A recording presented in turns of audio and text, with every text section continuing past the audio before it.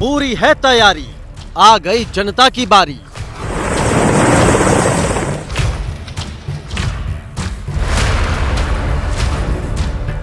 EVM का button दबेगा, पहला चरण, वोट किसे पड़ेगा?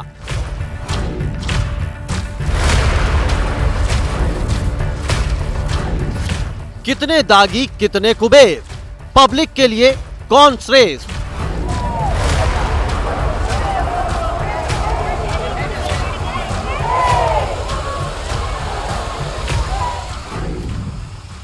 लोकतंत्र में अपमान, बिहार में गाली पर संग्राम।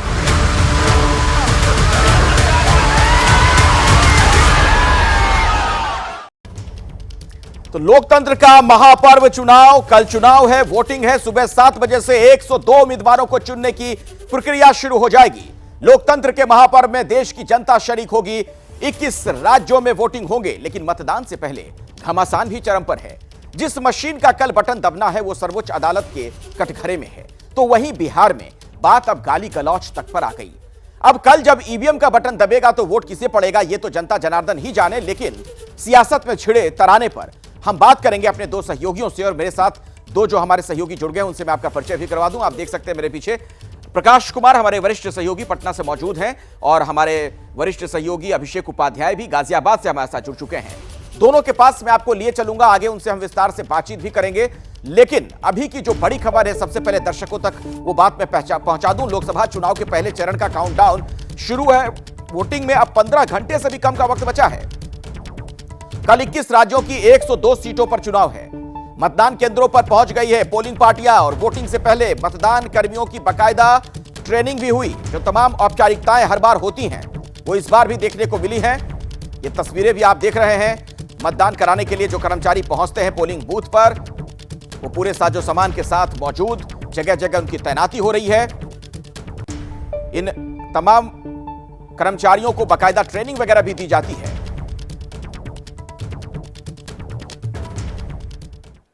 तो पहले चरण का जो ये मुकाबला होना है, किन मायनों में खास है, क्यों अहम है, वो मैं आपको बताता हूं आंकड़ों के जरिए। इसे जरा आप समझिए। 19 अप्रैल कल की तारीख, जहां पहले चरण का मतदान होना है, साल 2024 का जो लोकसभा चुनाव हो रहा है। 21 अलग अलग राज्यों में वोटिंग होनी है। कुल 102 सीटें हैं। 21 राज्यों में 102 लोकसभा की सीटें हैं। 2019 में 102 सीटों की जो तस्वीर थी उसे जरा समझिए। सबसे ज्यादा 40 सीटें तब बीजेपी ने जीती थी, और दूसरे नंबर पर डीएमके ने 24 सीटें जीती थी। कांग्रेस ने 15 सीटें जीती थी, अन्य ने 23 सीटें जीती थी। ये वो 102 लोकसभा की सीटें जिनमें कल मतदान होना है। पहले फेज में 1625 कैंडिडेट्स मैदान में हैं, जिनमें 1491 पुरुष हैं, 134 महिलाएं हैं, यानी 8% सिर्फ महिला उम्मीदवार हैं जो टोटल जो मतदान में जो इस प्रत्याशी जो हिस्सा ले रहे हैं। किस पार्टी के कितने उम्मीदवार वो भी मैं आपको बता देता हूं। बीएसपी के 86 उम्मीदवार, भारतीय जनता पार्टी के 77 उम्मीदवार, कांग्रेस के 56 उम्मीदवार, एआईएडीएमके के 36 उम्मीदवार इस रण में हैं, और डीएमके के 22 उम्मीदवार हैं, जबकि टीएमसी के 5 प्रत्याशी हैं, और आरजेडी की तरफ से इन 102 सीटों में 4 प्रत्याशी आरजेडी के भी हैं। मैं आइए सीधे आपको लिए चलता हूं। हमारे साथ अभिषेक उपाध्याय भी जुड़े हुए हैं। अभिषेक, तो तैयारियां पूरी हो चुकी होंगी, आप भी फील्ड में मौजूद हैं, देख रहे होंगे पोलिंग पार्टियां पहुंच गई हैं। मतदान केंद्रों पर किस तरह की चहल पहल या उससे पहले की क्या तैयारियां आप देख पा रहे हैं? सबसे अहम बात यह है अखिलेश कि ये जो पहला फेज हो रहा है, इस पहले फेज में बहुत सारी चीजें तय हो जाएंगी, जिसे कहते हैं कि चुनाव का मोमेंटम, वो मोमेंटम तय हो जाएगा। और बहुत सारे जो नए समीकरण हैं इस लोकसभा चुनाव के पहले, जिस तरह का पॉलिटिकल रीअलाइनमेंट हमको देखने को मिला है, जैसे कि मैं चूंकि गाजियाबाद में अभी हूं, मैं आपको अगर बात बताऊं पश्चिमी यूपी की, यहाँ एक रीअलाइनमेंट हुआ है। बीजेपी और आरएलडी साथ आई है। इसका इंपैक्ट क्या होगा जाट वोटरों को लेकर के? जो 8 सीटें हैं उसका एग्जैक्ट जो कमोबेश उसका जो परिणाम है वो सामने आएगा। बिहार में जो सीटें हैं वहां पर जिस तरह से पॉलिटिकल रीअलाइनमेंट हुआ है, आरजेडी से हट करके जेडीयू बीजेपी के साथ आई है, उसका असर दिखेगा। और आपने अभी साउथ की बात कही, साउथ में बीजेपी ने मिशन साउथ करके विशेष फोकस किया हुआ है। कुल 130 सीटों पर तैयारियां साउथ की हैं। टोटल जो बीजेपी का मकसद है उसमें कितना बीजेपी किस हद तक कामयाब हो पाती है, इसका मोमेंटम भी, शुरुआत भी 19 अप्रैल को हो जाएगी। तो उत्तर से लेकर दक्षिण तक जो पॉलिटिकल रीअलाइनमेंट है, मैं बार बार इस शब्द का इस्तेमाल कर रहा हूं, उसकी पहली परीक्षा कल होने जा रही है। चलिए अभिषेक, मैं आपके पास आऊंगा, आगे भी तमाम समीकरणों को हम समझेंगे। प्रकाश भी पटना से जुड़े हुए हैं, उनके पास भी हम चलेंगे। लेकिन एक खास बात आप देखिए, जबकि कल पहले चरण का मतदान शुरू हो रहा है, ईवीएम वीवीपैट पर सुप्रीम कोर्ट में सुनवाई जारी है। वकील प्रशांत भूषण ने कोर्ट में दलील दी है वीवीपैट मशीन पारदर्शी हो, ट्रांसपेरेंसी हो पूरे मामले में। वकील संजय हेगड़े ने कोर्ट में कहा कि वीवीपैट पर्चियों को गिनने पर विचार हो। जज ने चुनाव आयोग के अधिकारी से पूछा है वोटर को पर्ची देने से क्या नुकसान। चुनाव आयोग के अधिकारी ने कोर्ट को बताया कि मतदान की गोपनीयता भंग होगी। तो दोनों तरफ से तमाम दलीलें दी गई हैं।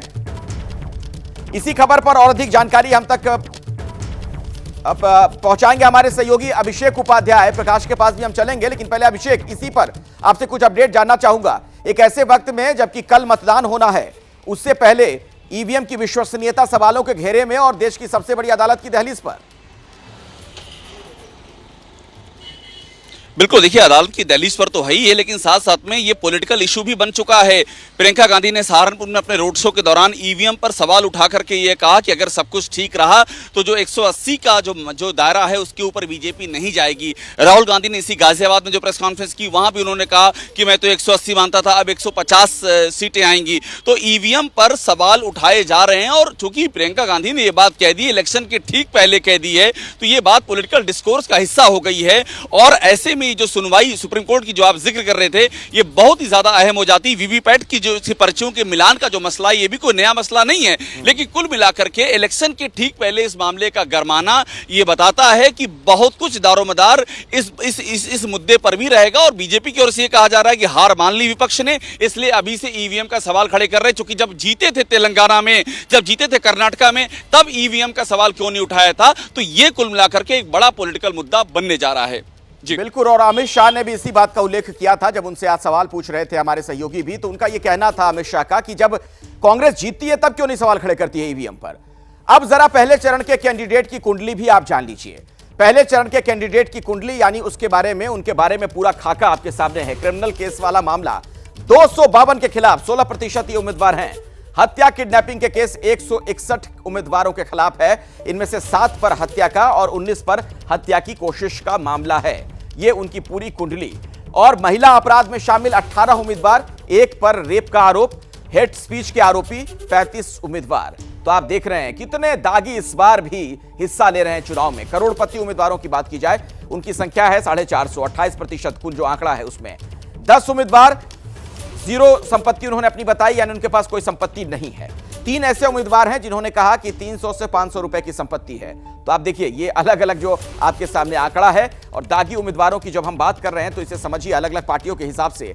इसमें सबसे आगे कौन है आप देखिए, इस चरण की बात हो रही है, पहले चरण की। भारतीय जनता पार्टी, इनके 28 उम्मीदवार दागी हैं। कांग्रेस के 19 उम्मीदवार, डीएमके के 13 उम्मीदवार, आरजेडी के 4, टीएमसी के 2 उम्मीदवार और समाजवादी पार्टी के 3 उम्मीदवार जो कि दागी हैं, जिनके खिलाफ तमाम मामले हैं। मैं अब आपको प्रकाश के पास भी ले चलता हूं। हमारे सहयोगी लगातार हमारे साथ मौजूद हैं। और प्रकाश, ये देखिए, ये भी बड़ा दिलचस्प है। इस आंकड़े पर पहले मैं आपसे बात करना चाहूंगा। बातें तमाम की जाती हैं हर दल की तरफ से, लेकिन वो कहते हैं ना, कहावत है कि हमाम में सभी नंगे हैं। हर पार्टी की तरफ से दागी उम्मीदवार हैं मैदान में। देखिए अखिलेश, आज की रात जो है उम्मीदवारों के लिए क़यामत की रात होगी, क्योंकि कल 4 जगहों पर, जिन बिहार में 4 क्षेत्र में, लोकसभा क्षेत्र में चुनाव होना है, उसमें से 2 दलित हैं और 2 जो हैं वो सामान्य श्रेणी में आते हैं। औरंगाबाद और नवादा, गया और जमुई, ये काफ़ी महत्वपूर्ण है। ऐसे में जिन उम्मीदवारों के खिलाफ में बताया जाता है कि आपराधिक छवि है या आपराधिक मामले चल रहे हैं, तो इसका बहुत ज़्यादा मायने नहीं रखता है, ख़ासतौर से लोकसभा के चुनाव में। जब लोकसभा चुनाव में कैंडिडेट को अपने चुनने की बारी आती है तो उसमें एक पक्ष देखा जाता है कि केंद्र में किसकी सरकार बन रही है, और स्थानीय स्तर पर कोई ऐसा मुद्दा है, या तो उम्मीदवार के खिलाफ हो या फिर जातीय समीकरण हो, वो सब मायने रखता है। तो बिहार में भी कई ऐसे सीटें हैं, जैसे आप मुंगेर की सीट मान लें, जहां पर कि एक जो हत्या के सजा याफ्ता है, उनकी पत्नी को वो टिकट दिया गया है, और वो भी नरसंहारों के। तो जाहिर है कि आरजेडी हो, चाहे फिर बीजेपी हो या फिर दूसरी पार्टियां हो, उनके लिए ये मायने नहीं रखता है कि किस उम्मीदवार के खिलाफ में कितने आपराधिक मामले हैं या फिर उनकी छवि कैसी है। कौन किसकी जाति समीकरण से कौन अभी आगे बढ़ सकता है, जिताऊ कौन उसी है, आधार इसका पर दिया जाता है। विनिबिलिटी इसलिए ये फैक्टर के मामले में चुनावी सबसे मुद्दा आगे इस बार कौन है, ही सिर्फ उसी पर पार्टियां दांव लगा रही हैं, बाकी कुछ भी नहीं देखती हैं। राजनीतिक शुचिता वगैरह कहने की बातें हो गई हैं। उधर तेजस्वी की सभा के वायरल वीडियो पर भी घमासान की स्थिति है। एनडीए की ओर से चुनाव आयोग में शिकायत की गई। एनडीए नेताओं ने एफआईआर दर्ज करने की मांग की है। वीडियो में चिराग पासवान को अपशब्द कहे गए। हालांकि एबीपी न्यूज इस वायरल वीडियो की पुष्टि नहीं करता है। चिराग पासवान ने तेजस्वी यादव को इस मामले में घेरा है। चिराग ने कहा कि तेजस्वी के सामने महिला का अपमान हुआ। तेजस्वी ने कहा कि सभा में किसने क्या कहा नहीं पता।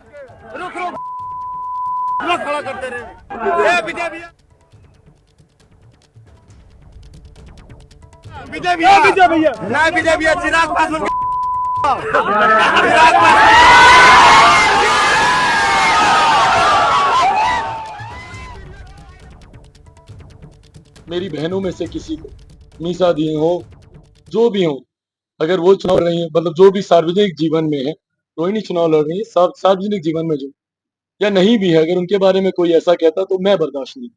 जो व्यक्ति अपने परिवार के सम्मान की ही रक्षा नहीं करता, तो वो लोकसभा की अपने क्षेत्रवासियों की क्या रक्षा करेगा? आप लोगों को क्या लग रहा है हम भाषण दे रहे हैं? हजारों लोग हैं, हजारों में से कोई नीचे एक वीडियो बना करके नीचे से डाल रहा है, ये नहीं कि मत से डाल रहा है, तो इसमें क्या मतलब है फिर? ऐसे तो कितना लोग हम लोग को गाली देता दिन रात। और बिहार की राजनीति को बहुत गहराई से समझने वाले हमारे सहयोगी प्रकाश कुमार भी हमारे साथ लगातार जुड़े हुए हैं। उन्हीं के पास मैं आपको लिए चलता हूं। प्रकाश, क्या यह मुद्दा राजनीति में वोटर्स को भी प्रभावित करता हुआ दिख रहा है? क्योंकि ऐसे कई वीडियो वायरल होते रहते हैं चुनाव के दौरान। तो देखिए, बिल्कुल ये मुद्दा जो है गाली गलौज का की जो भाषा का इस्तेमाल किया गया है इस बार, क्योंकि ये बहुत ही इमोशनल मामला है और जिस तरह से चिराग पासवान इमोशनल हो गए अपनी बात कहते कहते, ये जाहिर है कि उन लोगों तक जो उनके समर्थक हैं उन लोगों तक काफ़ी मजबूती से पहुंचेगा। और तेजस्वी यादव ने इसका सीधे तौर पर खंडन नहीं किया, बल्कि वो कहते रहे कि इस तरह की गाली गलौज उन्हें भी पड़ते रहते हैं। लेकिन जिस मंच से जो वीडियो वायरल हुआ है उसमें विजय प्रकाश, जो एक्स एमएलए और नीतीश सरकार में मंत्री भी रह चुके हैं, उनसे बातचीत के क्रम में ये वीडियो में दिखता है, साफ है। तो वीडियो तो जांच का विषय है कि क्या सही है क्या गलत है, लेकिन तेजस्वी का जिस तरह से सीधे तौर पर इस पर कुठाराघात नहीं करना या ये नहीं कहना कि गलत हुआ है, जो कोई भी किया है उसके खिलाफ कार्रवाई होगी, बल्कि ये कहना कि ऐसा हुआ है और ऐसी भाषाओं का इस्तेमाल होते रहता है, तो ऐसे में इतना इजीली जितना ले रहे हैं इतना आसान नहीं होगा। क्योंकि चिराग पासवान सहित तमाम दलित नेता और बीजेपी जेडीयू के सारे नेता एक तरह से इस मामले पर चढ़ गए हैं और वो कहना है कि ये गाली तेजस्वी को महंगी पड़ सकती है। चिराग पासवान को गाली पर सियासी संग्राम। सम्राट चौधरी ने कहा कि ऐसे लोगों पर कार्रवाई होगी। अरुण भारती ने कहा माफी मांगे तेजस्वी। जमुई से आरजेडी उम्मीदवार अर्चना रविदास बोली किसी ने गाली दी तो गलत किया। लोग बहुत आहत है इस बात से कि तेजस्वी जी के मंच पे जहाँ पे महिला प्रत्याशी खुद मौजूद हैं, उनके वरिष्ठ नेतागण मौजूद हैं, उनके किसी वर्कर ने उन्होंने बड़ी अभद्र टिप्पणी की, अभद्र गालियां दी। देश के दलितों के मसीहा स्वर्गीय रामविलास पासवान जी के पत्नी को और श्री चिराग पासवान जी की माता जी को जिस तरह गाली गलौज राष्ट्रीय जनता दल के द्वारा किया जा रहा, यह अशोभनीय है। चुन चुन कर कार्रवाई होगी, इतना कंफर्म करता हूं। हम लोग को पता नहीं है ये कहाँ हुआ, कैसे हुआ, हम मेरे ध्यान में नहीं है, हम ध्यान नहीं दिए इस चीज़ पे। कोई विरोधी दल भी करवा सकते हैं ऐसा। मैं इसकी बहुत भर्त्सना करता हूं।